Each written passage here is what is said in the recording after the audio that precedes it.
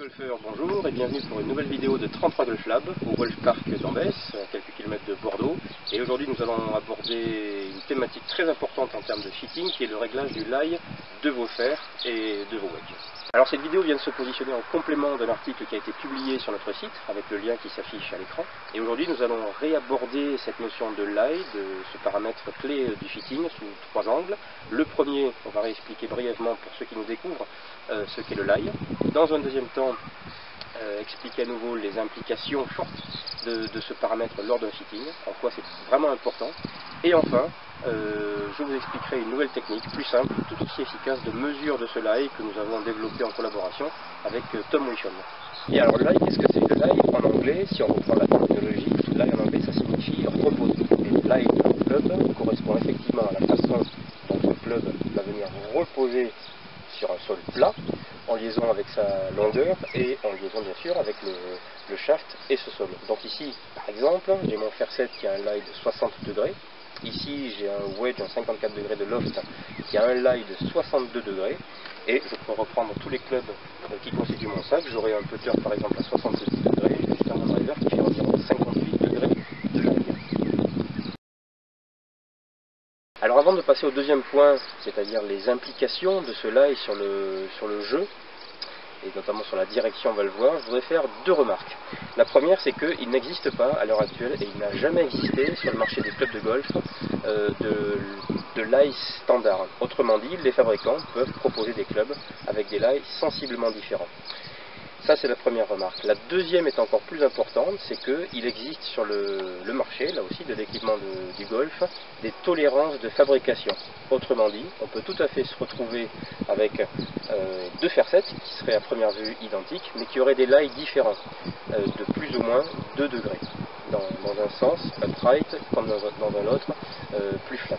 Donc on peut tout à fait se retrouver avec un fer 7 par exemple qui aura un lie de 59 degrés et un autre fer 7 identique à première vue qui aura un lie de 63 degrés. Donc ça fait des écarts importants à l'arrivée, et les prendre en considération, les mesurer précisément fait partie de notre travail, et on va le voir dans cette deuxième partie. Vous allez comprendre que le lie va avoir une incidence très importante sur la direction de vos coups. Alors l'implication du lie dans le jeu de golf, vraiment c'est un paramètre clé en ce qui concerne la direction de vos coups.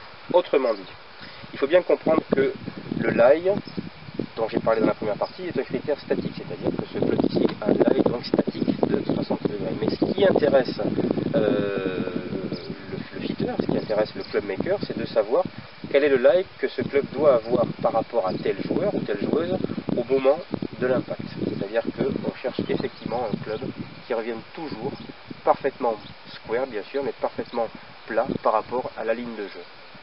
Or, on peut se retrouver tout à fait avec un club qui soit trop flat, c'est-à-dire que la pointe du club va venir toucher le sol lors d'un coup. Ça va avoir pour incidence de créer une sorte de friction avec le sol, et donc la tête du club va s'ouvrir, ce qui va entraîner des coups qui vont partir plutôt à droite. Et inversement, on peut se retrouver avec un club qui serait trop upright, c'est-à-dire avec le talon du club qui viendrait être un petit peu en l'air comme ceci, et qui viendrait donc impacter le sol au moment de l'impact, créant une fermeture de cette face, occasionnant une balle qui va partir à gauche. Ça c'est le premier point. Donc un lie trop flat, balle à droite, un lie trop upright, balle à gauche. Deuxième chose qu'il faut comprendre, et avec le schéma qui va s'afficher vous allez encore mieux le percevoir, c'est que plus le club est ouvert, plus le loft d'un club est ouvert, et plus le lie va avoir cette incidence sur la dispersion de vos coups. Autrement dit, si je reprends ici mon sandwich qui a un loft de 54 degrés, qui est un des clubs les plus ouverts de mon sac, un problème de lie sur ce club, trop flat ou trop upright, va engendrer des trajectoires qui peuvent partir entre 8 et 11 mètres à droite ou à gauche. Donc c'est vraiment un paramètre clé sur la direction de vos coups qu'il va falloir mesurer précisément.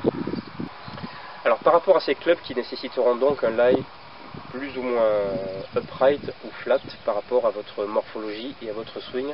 Une remarque qui me semble importante. On continue de lire ou d'entendre que, et c'est du bon sens, c'est vrai que plus un joueur est grand, et plus il lui faudra des lies upright, et plus un joueur est petit, plus il lui faudra des lies plus flat. Alors c'est vrai dans, j'ai envie de dire, dans 75-80% des cas.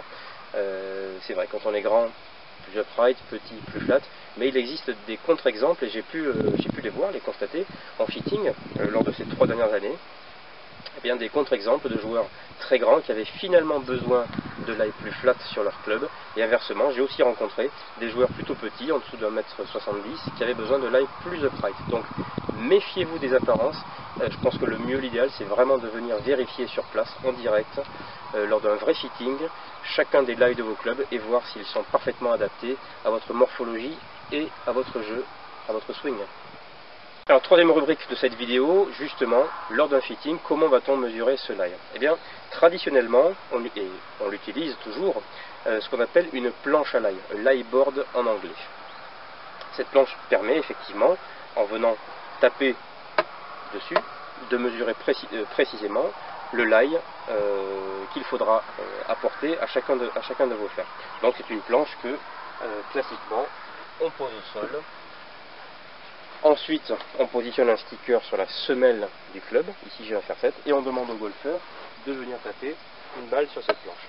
Alors, cette mesure est tout à fait efficace et précise, mais néanmoins, elle a je dirais une petite faiblesse, une petite faille, c'est que justement, beaucoup de golfeurs, j'ai pu le constater, sont mal à l'aise pour venir taper sur cette planche en plastique dur, c'est un plastique très très dur.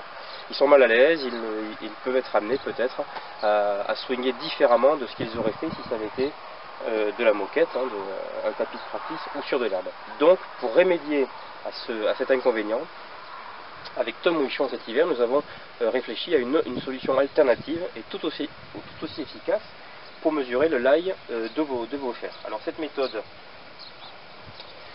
passe aussi par un sticker. Ici c'est un sticker que l'on va positionner non plus sur la semelle du club, mais sur sa face. Voilà, toujours de façon bien sûr centrée. Et ensuite on va utiliser tout simplement un marqueur, une balle de practice et ce petit objet que vous connaissez sans doute qui sert pour certains d'entre vous à venir aligner vos balles, ce qui peut être très intéressant au putting. Je prends mon marqueur, je remplis bien d'encre noire qui pourra être effacée très facilement à l'eau ensuite,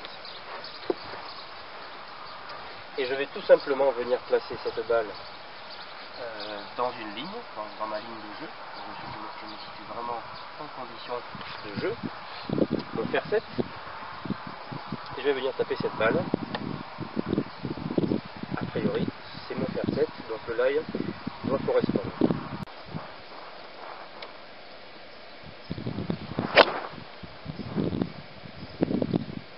Alors voici le résultat du coup que je viens de taper avec ce fer 7, qui me permet de constater une balle, ma foi, pas trop mal centrée, un tout petit peu sur le dessus de la face, et ça pourra faire l'objet d'une prochaine vidéo très prochainement, mais qui me permet surtout de constater, je vais me rapprocher de l'objectif, ici vous le voyez, cette ligne noire formée à l'impact qui me permet de conclure que le lie de ce fer 7 est parfaitement réglé par rapport à ma morphologie. Bien, j'espère que cette vidéo vous aura apporté des éclaircissements sur cette notion de lie, et surtout si vous êtes convaincu de la nécessité de venir les faire vérifier avec nous, eh bien, nous prendrons le temps de les vérifier club par club. Ainsi, vous serez certain de repartir avec des clubs parfaitement réglés en lie, de vos wedges jusqu'à votre fer 5, fer 4 ou fer 3. D'ici là, je vous souhaite bon golf, et puis n'hésitez pas, bien sûr, à suivre notre fil d'actualité sur Facebook. A très bientôt.